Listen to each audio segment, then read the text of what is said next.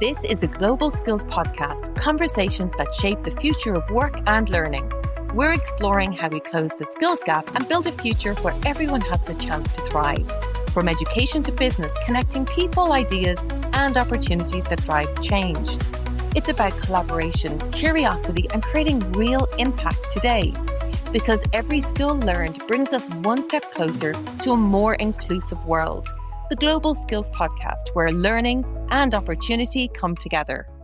Today's guest sits right at the intersection of leadership, humanity, and high performance.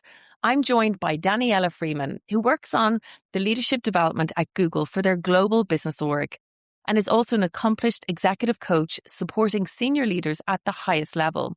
Daniella is recognized as one of Google's leading leadership and team development coaches, partnering with global cross-functional teams as they move from stuck to high performing. Her work spans leadership development, executive coaching, and organization-wide change, particularly as leaders navigate complexity and AI-driven transformation. What really stands out about Daniella is her deep human connection approach. She blends sharp frameworks with empathy, psychological safety, and courage. As Peter Drucker said, culture eats strategy for breakfast, and Daniella brings that philosophy to life every day. In this conversation, we're going to explore what modern leadership truly demands, how leaders stay grounded in constant change, and why human skills are the real competitive advantage. If you lead people or are investing in your next level of growth, this episode is for you. Let's dive in. Daniella, you're very welcome to the Global Skills Podcast. So when we have a guest on, we really like to look at the root or the beginning of the story. Perhaps you could give us a little bit of background, how you ended up in the role that you're in today. Absolutely. I think I was, so I started my journey in computing, in management consulting, and really enjoyed the change management and transformation pieces of work that I worked. And I actually did a strengths finder exercise about 12 years ago, and all my strengths were people related. And I was like, I'm not actually focusing on using my strengths. And that was the beginning of my journey, where I spent the next 12 to 14 years requalifying, where anything that touched people development and helping others to thrive and find joy in their work. So spent the following years looking at organizational dynamics, at coaching, facilitation, training, well-being, you name it. Anything that touched about how to help others to find that joy was where I focused, and pivoted my career at Google into that, and worked in leadership development for the past 5 years with great joy. So bringing you back to a very young Daniella, did you always know that this was the path that you were going to go on, or at what point did you make that decision?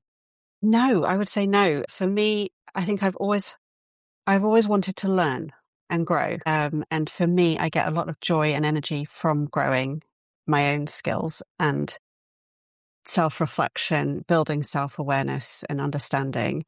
And then gifting that to others feels like the greatest gift, to help others to develop their skills and build self-awareness and enable them to be the best versions of themselves. And what I would say is I've really enjoyed the process of transforming my career multiple times, and embrace something that Herminia Ibarra wrote about in her book, Working Identity, which is it's about small experiments and understanding what fits and what you've learned from the different experiments. So for me, my career has been leaning into different projects, different organizations, different experiences, and running experiments to understand where I get my energy from, where I can have the greatest impact on others. And so that has been my focus. And I continue to do that and continue to say, right, where can I continue to grow and learn and develop and learn new things? I think it's a really good point that you raise, because a lot of people are at a crossroads right now thinking about, am I on the right path? Or maybe they're accepting redundancy and they're reconsidering, can I transfer my skills? How important do you think it is to, as an individual, whether you're a leader or an employee, to know your skills, your assets, and which are transferable? I think it's incredibly important to build self-awareness as to where your strengths lie. And I think that everyone has an opportunity to build skills in different areas. I think one of the things I really liked when I look at organizations and teams and systems is understanding where your areas of strength are and what you can bring to the team, and then what others' areas of strength are and how you can work together to collaborate to build something incredible. I would acknowledge there are definitely things that are just not, I can do them, but they're not my best skills. They're not my strengths. And I look to the rest of the team to look at how can we work together collaboratively to bring the best of what we each bring together to create something incredible. When you're looking to shift into something else, I think that one of the illusions that people have is that it's an overnight shift. And actually, for me, it was my transformation was 8 years in the making, 8 years of upskilling, small safe to fail experiments on the side of my core role, having conversations with my managers or my leaders about, oh, I'd really like to get into this area or use this skill. What opportunities are there? So being self-aware about where I want to go, but vocal and asking for others to support me in that journey. And finding projects which allowed me to test and do that. And I think that was one of the things that I really appreciated at Google is the 20% time. I always use my 20% time to kind of build my skills and test and experiment. And other people who maybe their organizations don't allow that, that's their side hustle outside of work, their kind of side project that they work on, which allows you to get to a point where you feel, you know what, this is actually something that's really great. It's what I want to do. It allows you to build it safely. And then the best advice I got was wait until you can't fit any more into that and then look to reduce your core job and pivot to doing that when you've already kind of going, yes, this is what I want to do. This is where my energy's at. And it doesn't then feel like a big leap of faith. It's a considered, I've built this muscle, I've learned it, developed, I've practiced, and I feel comfortable and confident that this is where I want to go. You bring up a very interesting point because a couple of our guests have said one of the reasons learning isn't adopted in terms of like ongoing learning within an organization is simply down to time, not being given the time to learn. But at the same time, obviously, you're saying within Google, for example, you've been given that 20%. But for business leaders that are listening in, maybe there's that fear of, well, if we give the workers more time to do learning, they'll leave eventually. What would you say in that scenario? I feel like we're at the absolute best time to create time to learn because with the advent of AI, we suddenly are able to be so much more productive and create so much more worth that we are or should be freeing up that space and time to learn. The tools out there are absolutely incredible. It has transformed the way I am working. And so I now have space to invest in my learning and growth as a result of that. And I think, so that's one thing I would say. And then the other thing I would say is often learning is left to the end. I will squeeze it in at the end of the day. I will squeeze it in at the end of the week. And that's the worst time. You are exhausted. You have all the list of things that you haven't got to in your mind. And I often try and flip it. I go, well, what if I do it the first thing in the week or first thing in the day, and then I get my job done afterwards? Or what if learning looks different? What if learning is on my commute? What if learning is on a Saturday morning because I get joy from reading this book? So I think there's often this concept that learning must be, sitting down at a desk at a certain time. And then the other piece of it is, I think I learn best when I learn with others. So there was once I wanted to do a course. It was on Coursera. It was the Science of Wellbeing course, which was free from Yale University. And so a friend and I said, right, we both want to do this course. So let's meet for a coffee once a week and chat about what we've learned that week on each module. And normally what would happen is then the day before I was like, oh my goodness, I'm about to meet her tomorrow. I haven't done it yet. Quick. So having that partner, and it can be a friend, it can be a colleague, it could be whatever, holding you to account if you really feel invested in, or taking a course in your spare time. I did a part-time course. I did 2 part-time courses that were spread out over a year whilst working. And yeah, it's exhausting. But oh my God, it's energizing at the same time. And I don't regret a second I spent doing those things. You're probably one of our first guests on that specifically works with leaders, so developing leaders. So I'm really excited to have you because a lot of the questions have been for leaders around how do we inspire workers to keep learning. The first question I would have for you is that often learning is seen as maybe the intangible result or impact to the business. When you're initially positioning leaders to invest in themselves into upskill, reskill, how do you position that return on investment of their time in closing their skills gap and the impact it can have to their business? You're asking me to reveal my secrets. Okay. So I think the biggest challenge is when we're looking at leaders, they have multiple responsibilities. And two of those responsibilities are deliver the results and develop the people. And often when we look at L&D, we talk about developing people. And actually, if you really want to get leaders' attention, you need to talk about deliver results. And often when you're building skills and you're building skills to help people to deliver results, they end up working out, oh my gosh, if I do that, that also develops my people at the same time, which is a nice benefit. So you have to think about it as what's my priority in delivering results as a business leader? Okay, what are the learning opportunities that will help them to develop themselves in order to be better at their core job? When you talk about leadership skills, the leadership skills, a better leader ultimately will impact your bottom line, will run a stronger team, achieve better results overall. And then what we do is we design and develop programs that help people to be better at delivering results, and they come out of it and go, my goodness, I can use this skill to actually develop my people at the same time. All these side benefits. So I think that's the biggest thing. And the second piece of it is often we put so much emphasis on a program, and running a program is going to unlock everything. And the way that I approach it, that we approach it, is to look at the whole system. What are the signals in the system that is telling the person who's going on this program that we believe that it's important and that the behavior should change as a result of doing this? I learnt very early on from this incredibly wonderful person I worked with, where he said, right, you're telling me that this skill is important and that you want me to go and talk about this program. But he said to me, but my VPs aren't talking about it. My directors aren't talking about it. They're not role modeling the skills. If I do it, I don't get recognized and rewarded. In fact, the people who aren't doing it are getting recognized and rewarded.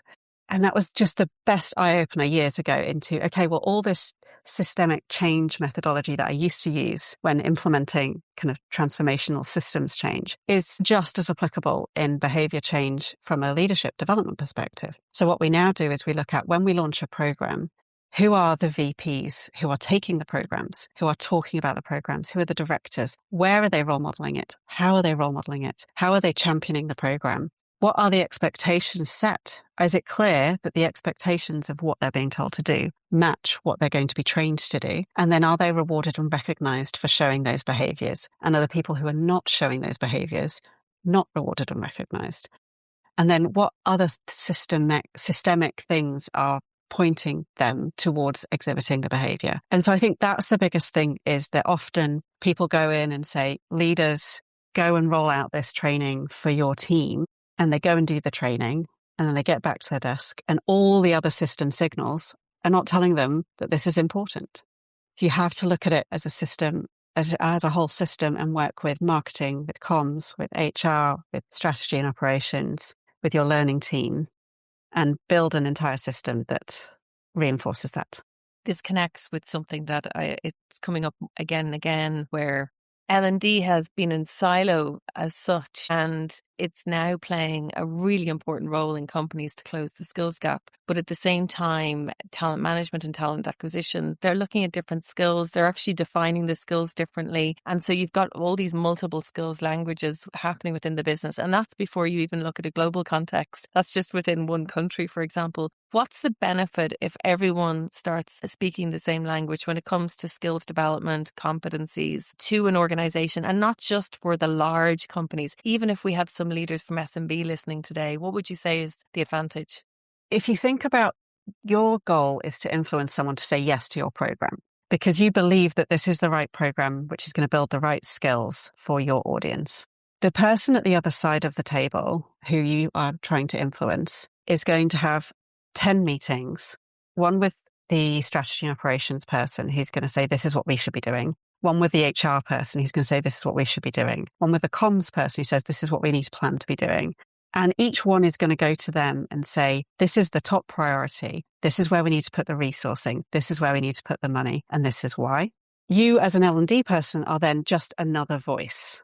However, if you all work together in a holistic systems-wide plan and do the hard work for the stakeholder. So what you do for that senior leader is you say, okay, we're all trying to get this person's time. We're all trying to get their attention.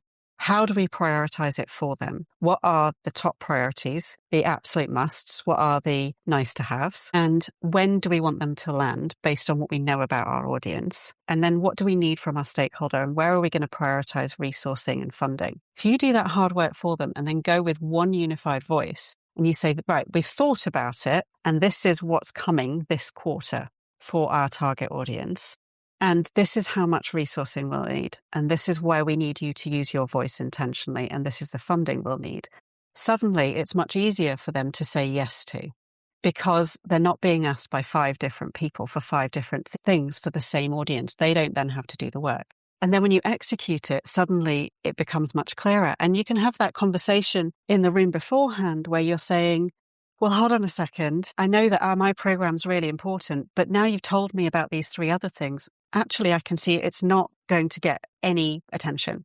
I'll give you a really good example. Q4, busiest sales season, trying to land a program in Q4, and we still do it sometimes because sometimes needs must. I'm going to acknowledge that, but trying to land a program in Q4 just doesn't work because everyone's like heads down. So when we look at the whole year and we look at everything that has to land and we look at it as a team and we all have the shared common goal of making our target audience succeed with everything they have to do and almost live their life for them for that, then the stakeholder's going to say yes more easily.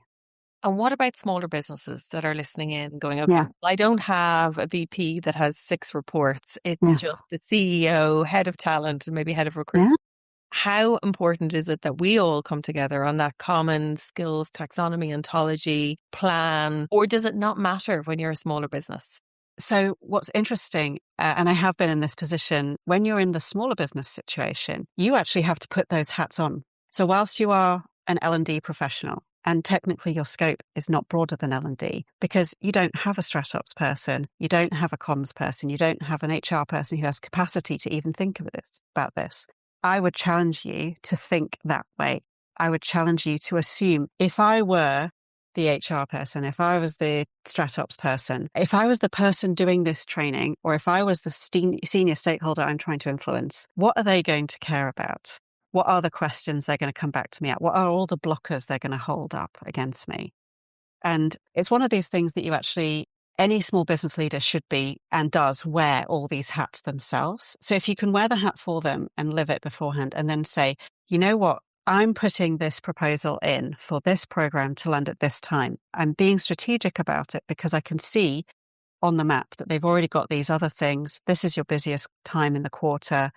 HR are going to be probably doing performance season around this. Therefore, all the leaders are 3 or 4 leaders or whatever. Or this is our biggest client that's going to be landing something at this time. So that's not a good time. Doing that strategic thinking for them makes it easier for them to then buy in and go, oh my goodness, you've seen everything that's on my mind.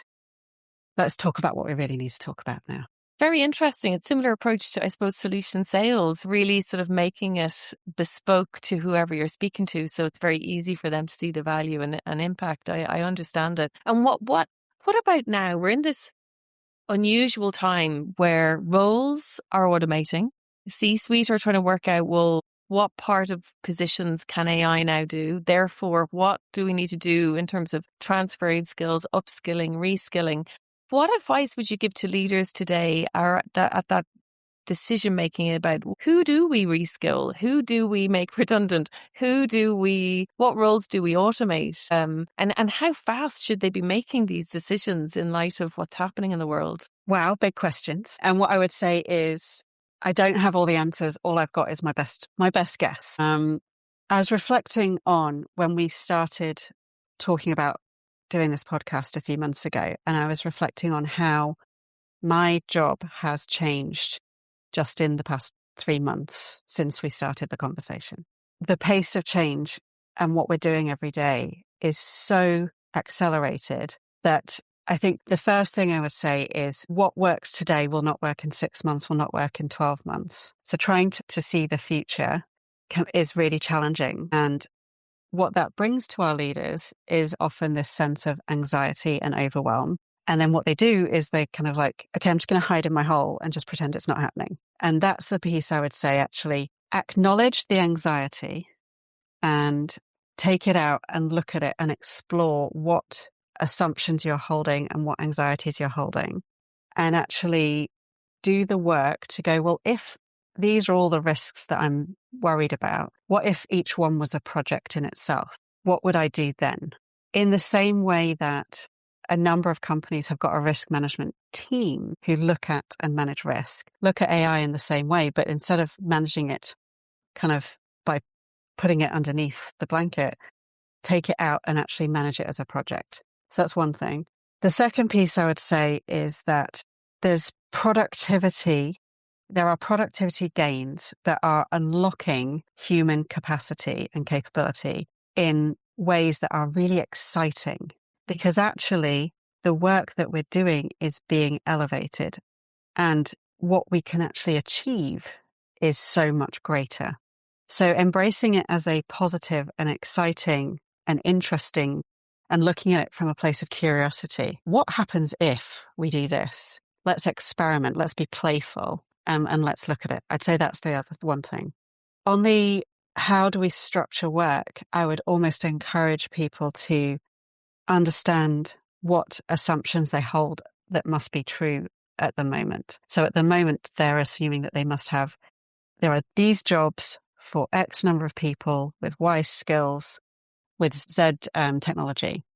And if they identify what those assumptions are and then challenge those and say, what if none of these were true? If I had a blank piece of paper, how would I redesign? And also acknowledging assumptions about org structure. Like we have been brought up that an organization must have a finance department, an HR department, a tech department. What if none of this was true? If I were to design the whole thing again, what would it be? What would the tasks to be done be? And what could be done utilizing AI? And what could be done to use the absolute best of our people? That's the bit that is really interesting and exciting. And I think the challenge that most of our leaders have is they're running the business. And so they don't have the time to step out and actually have this big thinking. And that's where I think there's going to be some interesting and exciting work to partner with the exec coaches, the team transformation experts, the organizational design and development people, and use them to take yourself out of the system and give yourself the space to just innovate and be creative, understand what your assumptions are, what lies underneath them. There's a great book called Immunity to Change. I think it's Lisa Lahey and Robert Keegan, who they talk about. A lot of CEOs, they think that they've got an objective and they're working towards it, but actually they're actually working against themselves by putting in blockers because of the fear of what might happen if it does come true. For example, if a CEO redesigns the entire company, will they still need the CEO? Will they still need the team? What happens to all the people? And so they might actually be subconsciously sabotaging themselves from actually achieving their goal. So it's really important to kind of give yourself permission to step out of your day to day, to spend time understanding what assumptions you hold about your business, and to use some external party to hold you to account, to challenge you, to hold a mirror up, and to support you. That's the biggest thing, is there are people out there who can support you in actually exploring what's possible and what might the future look like. And I think the only thing we know is that we can't predict that. Nobody saw the smartphone coming. Nobody saw how the smartphone was going to change our entire world, other than a very small group of people. So all you can do is be aware of what assumptions you hold and take the space and intentionally look at and explore that. And I don't say that lightly, because I understand there are people underneath all of that, and there are lives underneath all of that, and there are big decisions that weigh on leaders. And I continue to believe that we are incredibly resourceful as humans, and a large proportion of the jobs that exist because of the apps on our phones did not exist 10 years ago. Were not even dreamed of 15, 20 years ago. And I hope that that will be the same, is that AI is going to unlock a new way of humans operating in a way that we cannot dream of, that we cannot think of right now. And that we will have to be resourceful to upskill ourselves in different ways and to use the human skills of connection and building something and collaborating together, with AI being part of that team, that will unlock us at greater speed and greater creativity than we could ever think of. And I will point out now, Daniella does this work with executives. So if you just listen to that amazing talk, and it really was, Daniella, I think you've nailed it. And I actually don't think enough people really think about the subconscious. I mean, I know you say assumptions, you could even say there's bias there. I'd love to touch on this a little bit, because when you get to the top and you're leading, there's not many people holding you accountable outside of the revenue as to your state of mind. And there's a lot of pressure that comes, and especially today. And if you think of Maslow's hierarchy, and you're talking about many of those foundational things that we need to have a stable mental health, are in flux at the moment. And so I remember doing an exercise years ago, 7 levels deep, asking myself why 7 times. And it was really hard. And when I got to the 5th or 6th time, or the 6th why, I started to uncover things that connected back to when I was a kid and these biases that I held. So if we could just touch on this for a moment, like, how important is it to understand your frame of mind? And I know 90% of what you think in a day is actually your subconscious operating. So how important is all of this when you've leaders maybe listening in going, that sounds really important, but I have literally no time? What would you say to them? Yeah. So 2 things. One is AI coaching and human coaching. I'm really interested and curious at the difference between the two. And I think things could change. But one of the differences I'm finding is AI coaching can ask you an absolute brilliant question, but you can then shut the screen down, close the phone, walk away. A human coach holds you in the session and holds the space and challenges you to answer the difficult questions. I don't know how AI could solve that in the future. It probably will be able to at some point. But I think that's the thing, is that often in our work, in our daily work, we are running, we are sprinting, and someone can ask you the question that you need to be asked. And you're like, oh my God, I can't cope with that right now. Just put it to one side. Abandon ship. Like, can't even think that. And we don't understand that the gift that can be given by someone actually giving you space, an hour, a day, a week, to reflect, where am I? What are my beliefs? What needs to change? What needs to stay the same? What am I anxious about? And that's where I think having a coach who is understanding systemic systems and understanding AI and the world of that, but can hold you and support you in that journey, is absolutely going to transform everything. And I think with people who haven't tried coaching before, they'll see it as, how do I fit an extra hour in? For anyone who's had an incredible coach, they'll know that hour is going to be the key to the rest of the week working. That week of coaching, if I was going to do an entire week, is going to unlock the rest of my year. And it's like, you cannot afford to not do that. You're actually going to be working less effectively, less efficiently, if you don't invest in that time to reflect on, how am I showing up? What are the reasons underneath it that I'm doing this? What are my drivers, my biases, my triggers from childhood, from teen, from everything, all the way through working career. And then building that self-awareness and doing that work will unlock the rest of the time that you're together. And I've seen this, internally, there is such an excitement and huge push to utilize AI in learning and development as well as in our work. And it's unlocking so many things that we just never thought would be possible. And at the same time, we are running in-person, in-depth, full-week experiences. And the business are clamoring for that because the people who go into it come out transformed, energized, engaged, and the rest of the year is unlocked to deliver results and to develop their people. And I think that's the key thing that we'll be navigating as learning and development is I do think the pendulum's going to have to swing too far into AI. Everyone is continuing to push for, how can we use AI to do learning and development in the flow of work, which is absolutely right to get some of that there. And the pendulum will swing too far before it swings back to kind of equilibrium where it's like, yes, AI is incredible and it's amazing in the flow of work and it's going to unlock so much different behavior. And there is something about stepping out away from your desk. And all the L&D professionals know this. We've been trained on learning behavior. We know how people learn.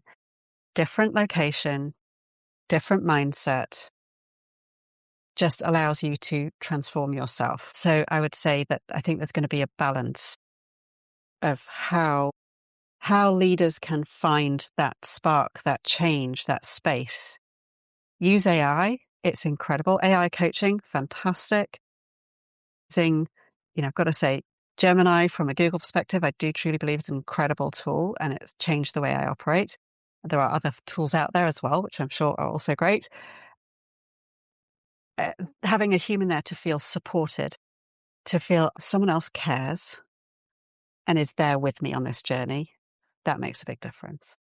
We have a closing tradition to every episode to ask 2 questions. You can answer both. One, it's up to you. The first question is there a skill that you have from when you were young that you don't use anymore that you'd like to? And if so, why? Or I guess if you are listening to this episode today and you're on the wrong path, and I believe statistically it's something like 7 out of 10 people don't really feel like they're on the right path, and they're just trying to work, well, what can I do with my skills?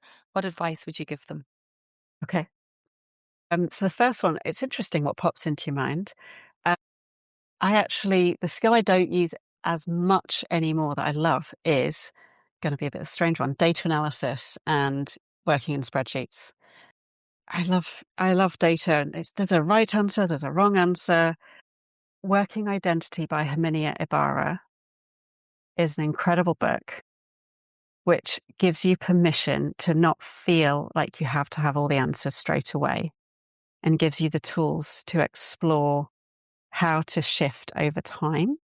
And then I think the second piece I'd say is that Strengths Finder really did unlock stuff for me. And there's Strengths Profiler, there's all sorts of different free strengths finding tools online. Ultimately, what it's about is increasing self-awareness. And you can take a strengths tool and be in one place in your life and it will tell you one thing.